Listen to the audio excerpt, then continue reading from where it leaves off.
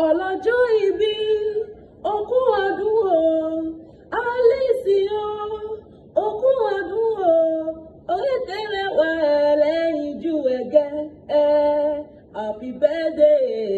happy birthday to you. Be the shout out of my wonderful person Eyimoye Alice. Your new age is blessed, ma'am. Ọlọ́jọ́ ìbí máa gbọ́ o.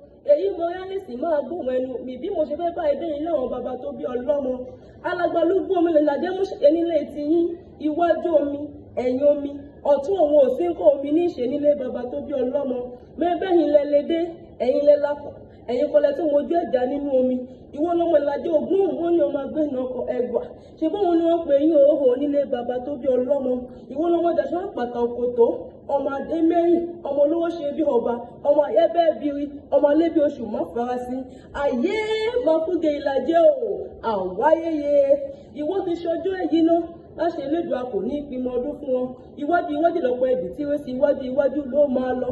Happy birthday to you o. Tó bá níta ni akéwú i, tó bá sọ fún ọ pé orí olúwa màmá ni. Èmi lọmọ nílé ọyẹ́, ọmọ ayé ti odò. Èmi lọmọ sanwó ọgbẹ́ kí àwọn òjòòjòyè ọmọ adélé ọlá tejìde.